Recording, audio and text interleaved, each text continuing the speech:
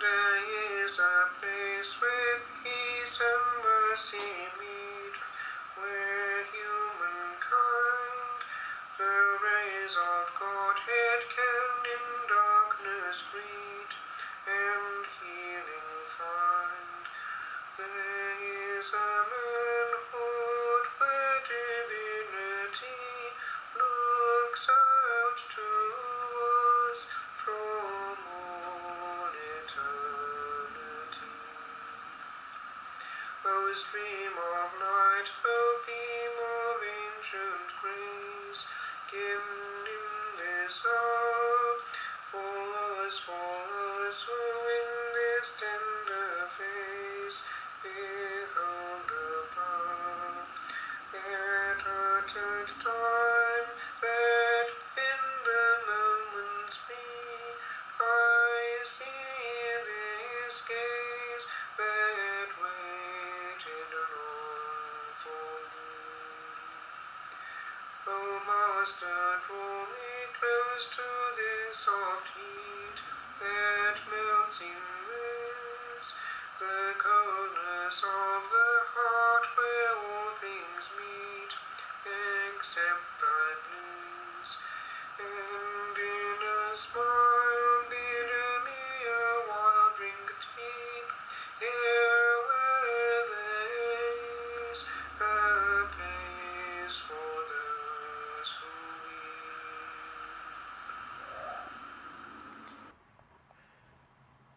weep. We've had a miracle on 34th Street, and now we have a miracle on the Hudson, said New York Governor David Paterson. Fred Beretta, one of the passengers on that US Air Flight 1549, who was interviewed that very evening on national television, said that it was definitely a miracle. Everyone who's seen any of the pictures or video clips of the miraculous landing, not a crash, in the Hudson River on that frigid January day has claimed it to be truly a miracle. The City of New York surveillance video footage of the US Airways jet forced to make an emergency landing in the Hudson River after both its engines failed clearly showed God's incredible divine mercy at work. It was as if God was supporting it with His huge, merciful hands. In his first public comments about what it was like to safely land a passenger jet in the Hudson River, US Airways pilot Chesley or Sully Sullenberger, who was at the controls of the Airbus 320 aircraft, described the ordeal as surreal. In a brief interview with ESPN the night before the Super Bowl, where he and the crew were given a standing ovation, Sullenberger said that while he was guiding the plane to a splash landing, he felt calm on the outside, turmoil on the inside. These terms, miracle, surreal, and calm, uttered by the crew, the passengers, and the onlookers, all detail exactly an act of God. But why would God show us His miraculous hands at work in supporting that plane, calming the crew, and arranging such a perfect rescue? Why does God perform miracles anyway? He performs miracles to witness to His presence. Is there really a good reason why God miraculously set this plane down so gently and saved all of the crew and passengers? Why at this time, and for what reason? It must be to bring attention to and reveal His divine mercy. Fred Beretta, the passenger that was sitting over the left engine, who was interviewed on national television by Lou Dobbs, Wolf Blitzer and Bill O'Reilly, has come forward with more details of the miraculous safe landing of Flight 1549. He has a remarkable story about his prayer just before that incredible crash. Fred, a pilot himself, did tell Bill O'Reilly that he was convinced that it was a miracle and that he was still trying to process the whole thing. But just 9 days after the crash, Fred sent an email to Vinnie Flynn, the world-famous Divine Mercy author, witnessing to him the astonishing details of the last minutes of the flight and what led up to it. He explained to Vinnie that he had just purchased his book, 7 Secrets of the Eucharist, and had read it up until just after takeoff. He said he had just closed his eyes to reflect on the incredible insights your book gave me regarding the Eucharist. Vinnie is a renowned expert on Divine Mercy and has included in the book some of the incredible words of Jesus about the Eucharist. St. Faustina had recorded these words of Jesus in her diary called Divine Mercy in My Soul. Before we go on with the rest of the story, it must be explained that Jesus revealed many more things over a 7-year period to St. Faustina that she recorded in her diary. One of the most important things that Jesus told her was about praying during the hour that He died.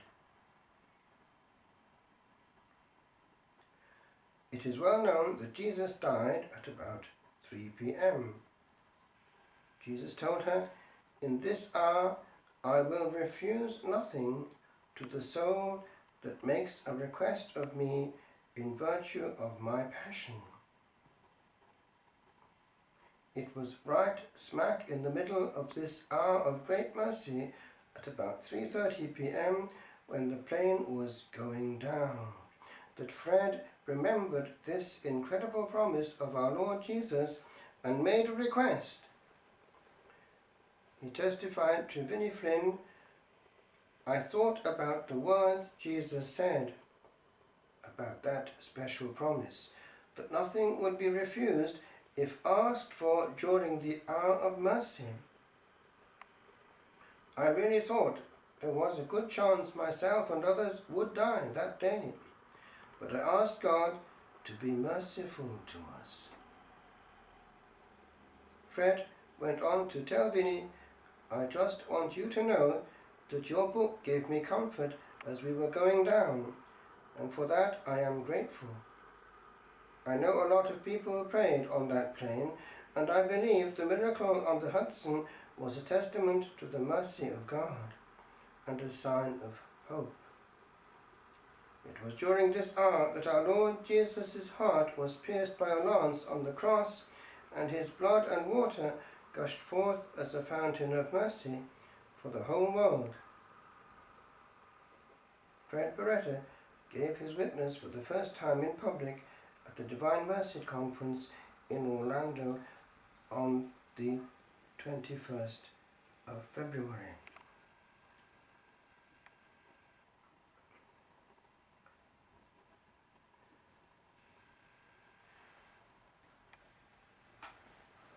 When I was entering Holy Trinity Abbey, Kilnacroft, not too far from here, in 1991, the novice master took me for a preparatory retreat for being clothed to the nearby monastery of Cullen, New Mellifont, and left me there. But just when he was leaving, he said that Father Prior wanted me to compose a hymn to the Divine Mercy for the opening of the Divine Mercy Shrine, which was happening on the 18th of November of that year at the Abbey.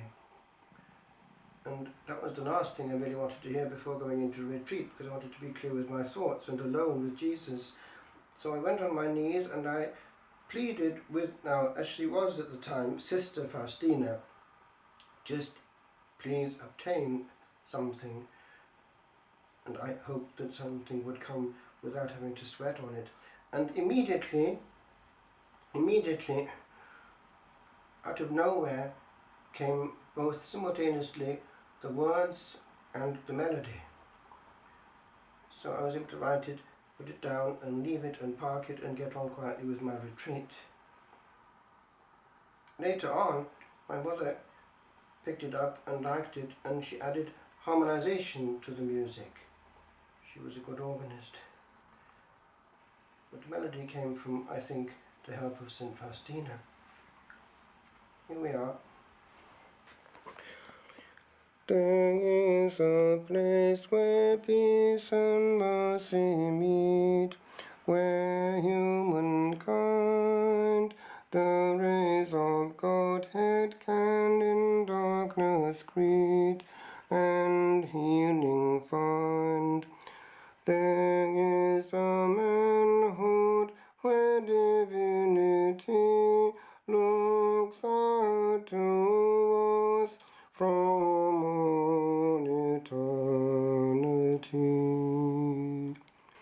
O Master, draw me close to this soft heat that melts in this, the corners of the heart where all things meet. Exempt thy bliss, and in a smile bid me a drink deep, here where there is a place for the